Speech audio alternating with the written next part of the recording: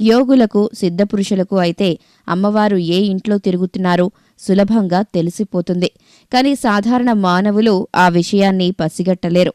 ఎందుకంటే సాధారణ పురుషులకు లేదా మనుషులకు ఆ జ్ఞానశక్తి ఉండదు. కాని అమ్మవారు అనగా లక్ష్మీదేవి మన ఇంట్లో తిరిగితే కొన్ని సూచనలు కనిపిస్తాయి.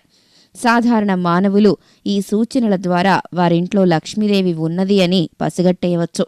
అందరూ తమ ఇంట్లో లక్ష్మీదేవి నివాసం ఉండాలని, అమ్మవారు మన ఇంట్లో తిరుగుతూ ఉండాలని కోరుకుంటూ ఉంటారు.